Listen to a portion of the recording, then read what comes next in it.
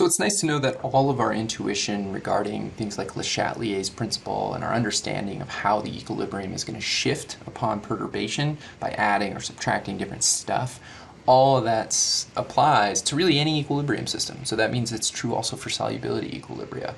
And so what I want to do here is sort of do a comparison of what the solubility of magnesium fluoride as an example would be. And we're going to call this the molar solubility. So the molar solubility is a specific, refers to a specific thing, and it's really just referring to how many moles per 1 liter of the solid is dissolving in the solution at equilibrium. And so I want to compare the molar solubility for magnesium fluoride when there's nothing in the solution, it's just pure water, and you take a chunk of this salt and you toss it in, and you say how much dissolves, to this situation where we already have one of these ions already present in solution. And remember, we called that the common ion effect. And so our intuition probably is that, well, when there's another ion already there, then this thing's going to dissolve less, right? Yeah, that's a good intuitive thought, because if you have more stuff already here, then there's less driving force for this to dissolve. That's what Le Chatelier's principle tells us. But let's convince ourselves of that, and just convince ourselves also that all of this is relevant to the solubility equilibrium system. Easiest way to do this is with an ice table.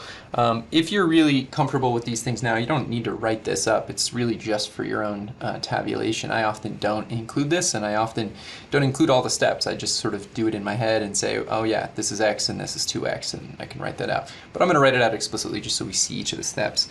So we know that the magnesium fluoride, it's not included because it's a solid in the equilibrium expression, so we'll just say that's nothing, and our initial condition is 0 for each of these. The change here is going to be based on whatever the stoichiometry of this is. So we have one of these magnesium fluorides, we produce one magnesium ion, and we produce 2 fluorides. And so that's important, because that means here we have, for every x of this that gets removed from the system, we're going to produce some amount x of the magnesium, and we're going to produce some amount of 2x of the fluoride, because we get 2 of these for every one of these, which just means at equilibrium, it doesn't really matter what we have in there. I just put the minus x so that it can be clear, although we could just put minus x here too. Doesn't really matter. X and 2x, and then this whole thing could be set up in an expression for KSP, which is equal to 7.4 times 10 to the minus 11. That's going to be the solubility product of the magnesium ion times the fluoride ion squared, because of the 2 here, which means this is going to be equal to x times 2x squared, which is going to be equal to x times 4x squared, which is going to be equal to 4x cubed. So we need to solve this cubic function. So make sure you know how to do the cube root on your calculator or on a browser. Either way, you just need to be able to do it. So if you don't know how to do that on your specific calculator, I probably don't either. So just do a quick Google search for how to do cube root on your TI-84 Plus. So I get a number of around 2.65 times 10 to the minus 4 moles per liter. What does this mean? Well, this is our molar solubility, because it is 1x, and 1x of the solid literally tells us how many moles of magnesium fluoride are going to break apart at equilibrium per 1 liter of the solution. That is the definition of molar solubility. If we wanted to know, as part of the question, what are the equilibrium concentrations of the ions at the same time, then we could substitute x in for these quantities. For magnesium, it's the same. This would be our equilibrium concentration of magnesium, and for fluoride, we would have twice that number, and that should make some logical sense, because we're producing 2 fluorides for every one of the magnesium fluoride compounds that breaks apart. So what we want to do now is run the same sort of computation, but let's assume there's already some stuff that's in the solution. That's the common ion effect. And let's convince ourselves that when we have something already there, then the extent of the equilibrium is going to stay further left, meaning the magnesium fluoride is not going to be as soluble when we have one of these ions already there. So I just put that x value over here to the right so that we have it and we can compare to, and let's assume this perturbation to the system. Let's assume that our beaker that we're trying to dissolve magnesium fluoride in already has 0.1 molar NaF in the system, or sodium fluoride. And this stuff is really soluble, so that means we really have 0.1 molar of fluoride in the system. How do we change our approach here? Okay, so we've done almost the exact same thing before, but we did this with an acid-base problem. It's just the common ion effect, so we just start with an initial condition where we have this amount of fluoride already in the system. Everything else is the same. The movement to reach equilibrium is still going to be some amount of this dissolves, which is just X, and some amount of magnesium, X, and some amount of fluoride, 2X, are going to be produced. So at equilibrium, we just have whatever we originally had plus however much 2X we had in the system. At the same time, this is still X, so we can compute what X is. That'll give us a molar solubility comparison to how much of this stuff dissolves with and without some fluoride already present in the solution. So we get something that looks like this. So KSP is equal to X times 0.1 plus 2X squared. Remember that this 2 is the exponent, so we need to square that whole thing. So you can do this in a calculator, you can do this online, or you can do this by hand using the FOIL technique or whatever technique you learned in high school.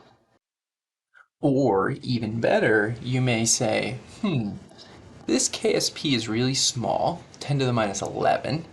So if that's small, then X has to be really small, right? Because some very, very small fraction, a 10 to the minus 11th fraction of this, is actually going to break apart.